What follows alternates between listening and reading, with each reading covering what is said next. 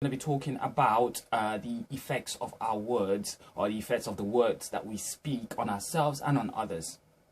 So this is, for me, this is it's a very touchy topic. It's a quite important topic. It's a very short one as well, because I've been through quite a lot in life, like everyone out there, like yourselves and every other person. I'm sure if you're watching this, you've had your own a fair bit of tough experiences, be it on a high scale or on a low scale. It depends on who you are, and we tend to, when we get up, say for instance, when we wake up in the morning, when we're going about our day, we tend to be so self-consumed and so we're so self-involved in what is important to us as individuals, or what concerns us as people, as individuals, and we forget that the same things that you're going through, someone out there might be going through, or the people that you're walking past on the street every single day are either going through the same thing or worse, or maybe even less.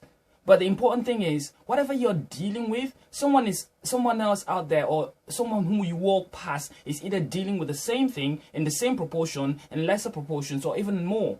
It's to be very careful, to be very considerate when you speak, the words that you speak to your fellow colleagues, to your fellow family members, siblings, friends, people around you, even people you don't know. We all know that there's a lot of wickedness out there in the world. But if we can help it, if you could help it, wouldn't you want to speak words of kindness? Wouldn't you want words of kindness to be spoken to you on a daily basis? Would you prefer it if people were arrogant to you, rude to you, and said things to you that were so mean? Because we don't understand the power of word. I'm going to go into the effects of words on ourselves, but let's talk about the effects of the words that we speak on other people first. We walk around and we say things to people without really thinking. We say things to them either out of anger, either in response to something that they might have said or they might have done, or either in reaction to whatever it is that we're going through in our person. It's like that we tend to push our sadness, our misery, our pain onto others. And there's no other way to do this than in the form of words. So we go out there and we say things to people, or we react in certain ways without really realizing that what we're doing could either rip a person's world apart or tear it down. The same power that your words have to tear someone's world down is the same power your words have to build someone's world up. The same power your words have to bring untold sadness and misery is the same power your words have to bring the same amount of joy and happiness in someone's life. So if I were to choose between the words of sadness or words that bring misery and words that bring love and joy, wouldn't you want to choose the words that bring love and joy? Now I understand that we go through challenging things in life. I'm talking because I've been through hardship. I've been through a lot, but I've recently learned that the only way that we attract positiveness to ourselves is by speaking positiveness to other people, regardless of what they might be going through, regardless of what they might have done, regardless of what we are going through, or what we feel, or how we're feeling, or what we're going through at that moment in time. Maybe what you don't understand is probably the words that you speak upon someone, the peaceful words, the joyful words that you speak upon the next person, the joyfulness or the happiness or the peacefulness that you wish upon someone with your words, is what attracts that same level of joyfulness and happiness into your life. That's one thing that I've gone to understand. I'm going to tell you a little story. So one day I was going to work in the morning. I normally ride my bicycle to my job, and I was riding through a path, through a footpath, well, technically a footpath, a light little walk path through a park. And there was a group of kids on their bicycles, and they had blocked the path. So I'm riding on my bicycle, and I see this group of kids, and I'm telling myself, as I'm speaking, I'm saying to myself, this is trouble coming. This is trouble coming. And I'm like, okay, how do I deal with this? So I ring the little bicycle bell that the bicycle bell that you ring to let people know that you're coming, so they can, step out of the way so you can ride past. I ring that bell, and they act like they didn't hear the sound, and they just completely ignored me.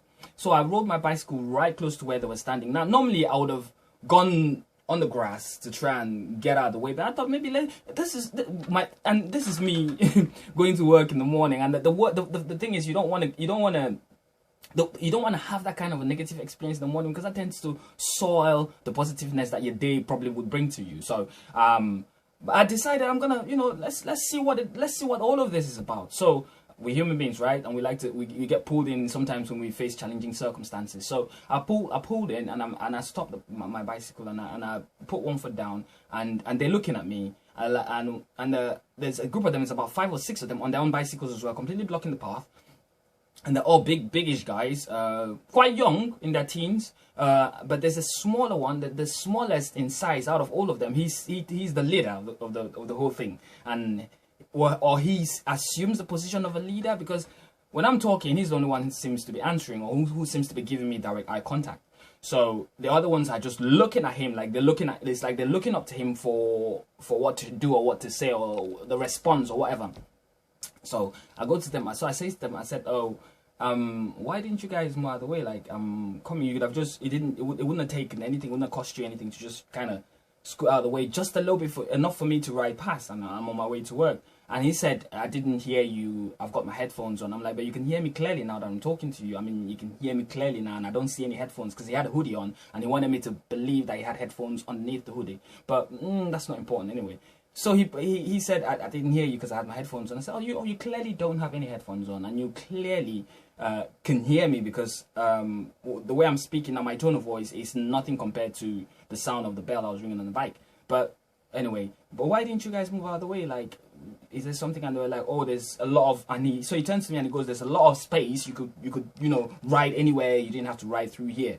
So I was like, okay, so that's the reason why you didn't move out of the way, because there's a lot of space, not because you didn't hear me and your headphones. But what I was trying to, so this is an exchange. So I'm looking at this and thinking, these are teenagers just looking for trouble. And they wanted to, you could tell from his conversation, his demeanor, his approach, or his energy, you could tell that he was trying to antagonize me, to piss me off, to get me to react, to be violent. I don't know what he was trying to achieve, but that's what I could tell, that's where that was going. And I was starting to lose my cool. And then I thought to myself, which is another thing that I'd like to appeal to yourselves when exchanging words with anybody, whether they've done something wrong or right to you, always think. Because then I thought to myself, normally the old divine would have jumped on it and probably threatened and, gotten, really aggressive and probably violent. But I thought, you know what, let's play this out for a bit. You know what, because these are teenagers, they probably know no better. And whatever they're doing here is no reflection on who I am. That's the first thing. Whatever they're doing has nothing to do with who I am.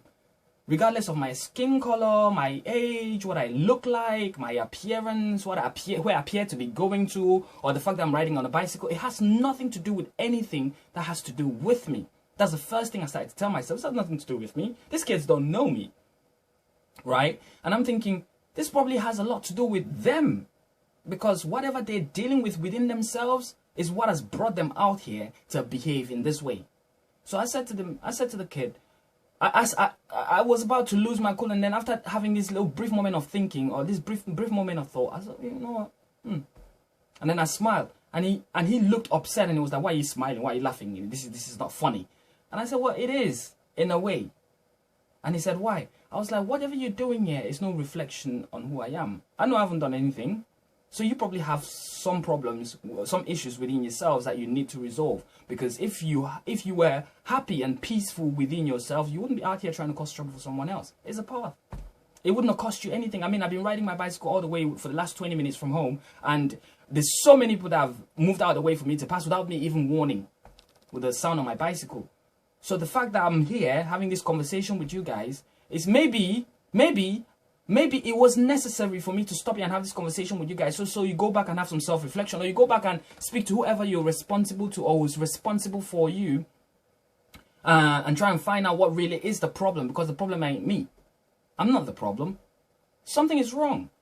And I smiled again, and he said, "What do you mean?" And I said, you probably wouldn't understand, but I believe you guys have some unresolved issues within yourselves, because I can see that everyone else is quiet. You seem to be the only person speaking. Who seems to have to say. Everyone is looking up to you to speak. You're the big man, aren't you? But it's all funny to me because you're just teens. Like, you haven't seen anything. I don't blame you for your behavior out here. I believe that you guys need to go home and reflect within yourselves. I was starting to sound like a guru now to this guy. I was starting to sound like some kind of that way. I just wanted to send a message across, and I was hoping that somehow they'll receive the message. So before I finished that particular phrase, what I was saying, he pulled down his hoodie and he moved out of the way. And I was like, good on you. And I was like, thank you. And I smiled and I rode away. And I felt so good. It felt so good. Now, I didn't speak any words of violence. I spoke honest words and true words to these kids, right? Now, whether he moved out of the way at the end of the day or not, the important thing is I didn't react the way he was expecting me to react, or I didn't react the way we would normally be expected to react in such a situation. I didn't let my emotions control my reaction. I thought about what I was doing, what I was saying before I said it. And I'd like to appeal to you guys, because the whole moral of this whole thing, what I'm trying to get at is, whatever made them behave the way they behaved is something to do in their lives. So when we go out on a daily basis, what are we going to our jobs? What are we going out and about? Whatever we're going out there to do, when we expose ourselves to society, where we meet people on a daily basis, whatever they say or do to us, 9 times out of 10 is no reflection of who we are, unless we have provoked a reaction, and that's a different story altogether. But when we go out there and we meet people, whatever it is that they do or say to us, sometimes our reaction, before we react, before we react, we need to think about what they're doing to us and how our reaction is going to affect them. Now, if someone's done something heavily wrong to you, doesn't mean you have to spew words of evil words or words of hatred to them, because that's only going to build more hatred. We've seen it happen time and time again. We've seen it happen all over and all over. Every time that somebody expresses acts of violence or violent words throws them out there, and we receive them and we start to spew back violence, it only spurs more violence, and then things just get even worse as things, it just snowballs into this big snowball of violence. And sometimes these words could actually morph into violent acts. That's one side of things. The other side of things is just normal speaking with people. Sometimes we say things to people based on our selfish feelings, and we don't understand the power that our words have on them. You can say something to someone, clear out, you idiot, or whore, or whatever.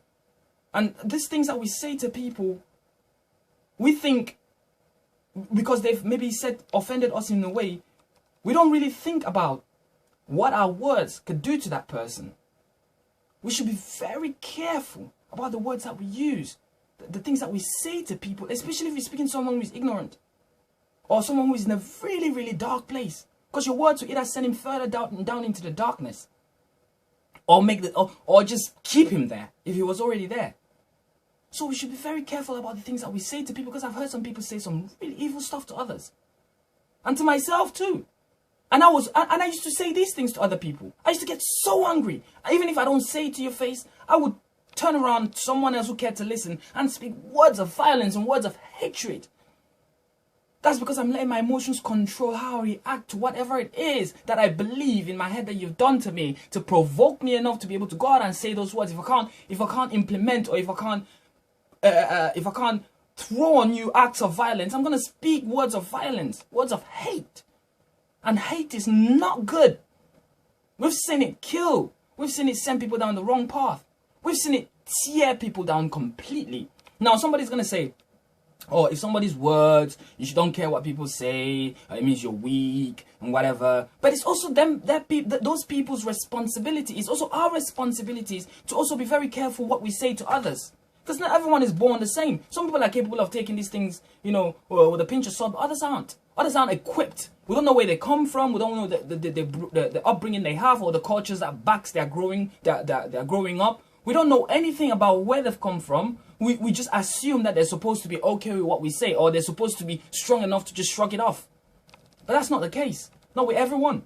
I've had to learn. For me personally, I'm sharing this with you personally because I've been on both ends of the spectrum. I've had to learn to toughen up to these words, but that doesn't mean they have to be said. It doesn't mean they have to be said. So if you're somebody out there who speaks words of violence, just think for a second. Humor me for a second. Think about speaking words of love. If somebody, it is funny and it might sound really stupid, But if somebody tells you, he speaks words of violence towards you, and you turn around and you speak words of love towards them, it doesn't matter whether it affects them there or it doesn't affect them at all, or if they react or they don't react. I can guarantee you it's gonna it's gonna influence them one way or the other, whether during the act, in the moment, or after they've left. It's gonna make a difference. Even if it's just a little bit of a difference, it is gonna make a difference. Isn't that what we're all seeking? Positive difference. Isn't that what we're all seeking? So if somebody says anything, if somebody calls you terrible names, I'm not saying they are supposed to. This is going out to all of those who speak violence and those who react to violence by speaking even more violence. Or those who speak hate, or those who react to hate by speaking even more hate. I'm talking to everybody. Stop speaking words of hate, words of domination on other humans. And stop reacting to these words of hate by speaking further words of hate. At the end of the day, words are very powerful. Words are very powerful instruments. Very powerful tools. Words. That's why every health and wellness guru out there, even doctors, priests, they preach self-affirmation. They preach all this affirmation, speak words of good, put positive words out there so you attract positivity towards yourself. Why do you think they do that? It's because words are so powerful. They can build as well as they can tear down, or they can tear down as well as they can build our worlds. So we should be very careful about the words that we put out there. We should be very careful about what we say. Even if it's not for the sake of bringing positivity to someone else's life, let's think about our lives as people. Think about your life. Be selfish enough not to speak words of violence. Be selfish enough not to speak words of hate. Love yourself enough not to speak that kind of violence and that kind of hate. Because that's what's going to happen. You're going to attract the same kind of hate and violence towards your life. So stop putting hateful words out there. So even if you're not doing it out of selflessness, do it out of selfishness. Because at the end of the day, it all comes back to you. We live in a global village, people. And all of this that we speak all comes back to us. So even if you're not doing it for the other person, do it for you. Even if you're not doing it out of selflessness, do it out of selfishness. At the end of the day, it all goes around in a circle. So folks, I thought I'd speak about this because I watched a YouTube video the other day and somebody spoke about this. And it's something that I've been through. I've been through for a while. You know, it's an experience. It's something that it's something I've dealt with within myself for a long time. You know, carried so much hate, carried so much, and even if I didn't say it to the people's faces, I'd turn around and say it to someone else who cared to listen, or just spew it out there regardless. But at the end of the day, that doesn't help anyone. What would it benefit you to tear down someone else's world, even if you're not aware of it? So these messages we're putting out, there's so many messages out there that talk about the words that we speak. And I'm just adding to what's already out there in my own little way by tapping from my own personal experiences. We should be careful about the things that we say to our peers. We should be careful about the things that we say to our friends, to our family, even to those we don't like, people we don't know. Because you don't know what someone is dealing with. You don't know what they're dealing with.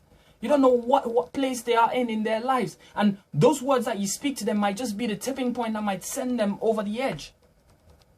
And you don't want that kind of thing on your head. You don't want that kind of thing on your head. You want to be very careful, people. And you want to speak words that would only attract the same kind of energy towards yourself.